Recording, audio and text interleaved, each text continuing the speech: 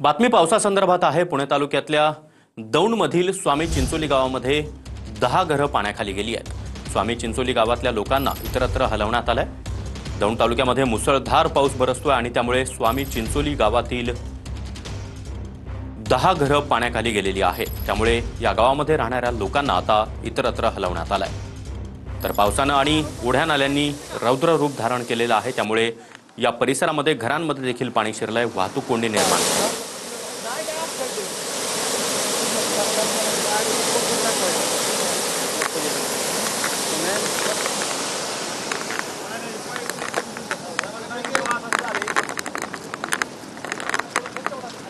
या संदर्भात अधिक माहिती देण्यासाठी आमचे प्रतिनिधी प्रदीप कापसे आपल्यासोबत आहेत। प्रदीप, दौंडमध्ये जोरदार पाऊस बरसतोय, अनेकांच्या घरात पाणी शिरलेलं आहे। या स्वामी चिंचोली गावात तर या गावातील लोकांना इतरत्र हलवण्याची वेळ आली आहे।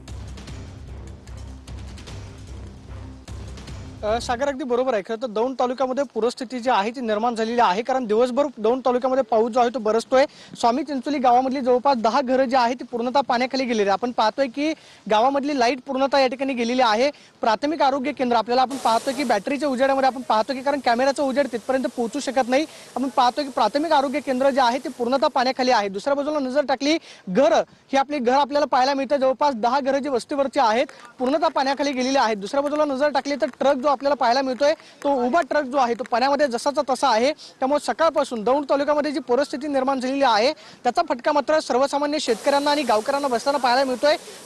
पाण्यामध्ये जी अडकलेली घरं आहेत त्या घरामधल्या नागरिकांना जे आहे गावातल्या मंदिरामध्ये इतरत्र नातेवाईकांकडे हलवण्यात आलेलं आहे। मात्र दुसऱ्या बाजूला आपण ओढ्याचा या ठिकाणी पाण्याचा प्रवाह जर पाहिला तर मोठ्या प्रमाणावरती ओढ्यानं सुद्धा नदीचं रूप जे आहे ते धारण केलेलं आपल्याला पाहायला मिळतं आणि स्वामी चिंचोली गावामध्ये पूर्णतः 10 घरं जी आहेत ती पाण्याखाली गेलेली आहेत। दुपारपासून इथले नागरिक जे आहेत ते पूर्णतः चिंतेमध्ये होते की नक्की इथली परिस्थिती काय झालेली आहे। आपण पाहतोय की तलाठी कार्यालय जे आहे ते सुद्धा पूर्णपणे पाण्याखाली गेलेलं पाहायला मिळतंय।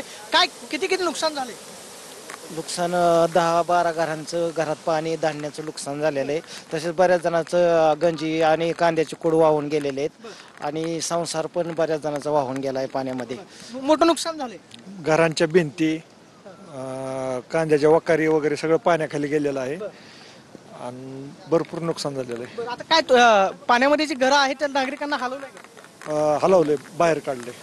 आपण पाहतोय की सागर इथल्या नागरिकांना जे आहे ते हलवण्यात आलेलं आहे। मात्र दुसऱ्या बाजूला आपण जर या ठिकाणी ओढ्याचा प्रवाह जर पाहिला तर रस्त्यावरून आपल्या लक्षात येईल की नक्की पूरस्थिती कशी निर्माण झालेली आहे। आपण पाहतोय की रात्रीच्या वेळी सुद्धा आपण इथली ही पूरस्थिती दाखवतोय। आपण जर या ठिकाणी पाहिलं तर हे आपल्याला ओढ्याचं स्वरूप पाहायला मिळतंय। नदीसारखं रौद्र रूप जे आहे ते पाण्यानं धारण केलं। आपण पाहतोय की काही हजार क्युसेकनं पाणी जे आहे ते येतंय का, अशी परिस्थिती वाटावी अशी परिस्थिती आपल्याला दौंड तालुक्यामध्ये पाहायला मिळते।